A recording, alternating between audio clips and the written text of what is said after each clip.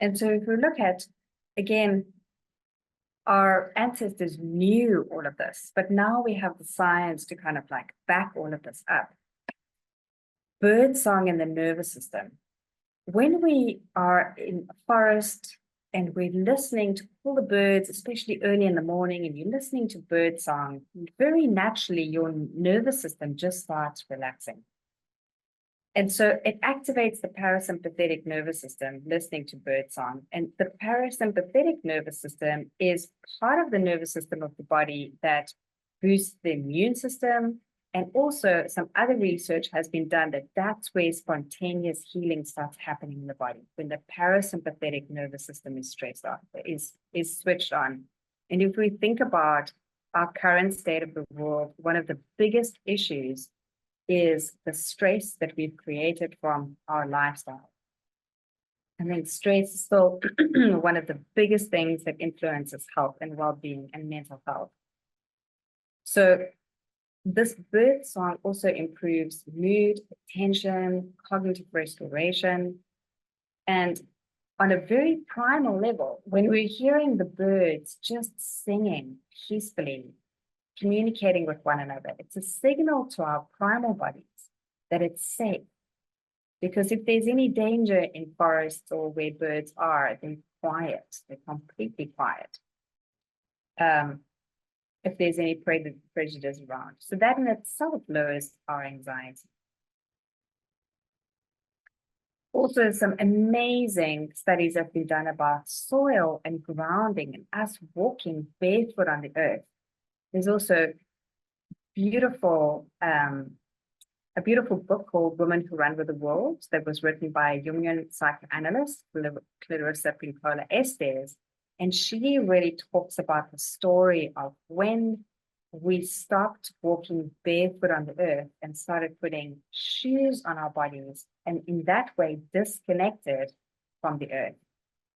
There's literally an electron transfer that happens between our bodies and the earth.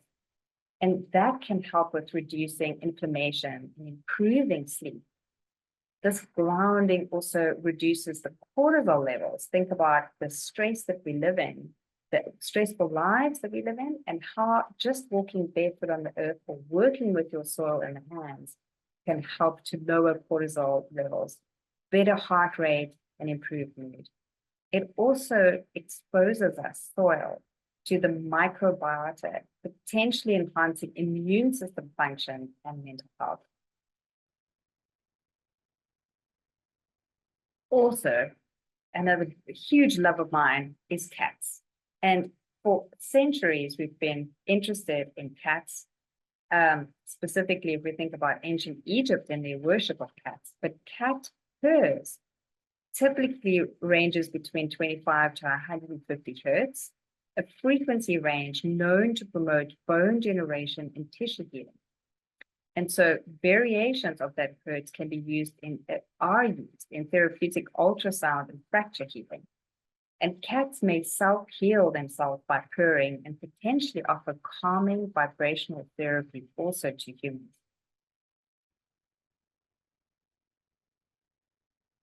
And the last just small example, I mean, we have so many species and, to share with just the effects, but I wanted us to just remember a few of the things that we know. Listening to the ocean waves and brainwave activity. This is why when we go to the ocean and we sit by the ocean and we vacation by the ocean, we feel so relaxed. Waves normally move in a cycle of 7 waves.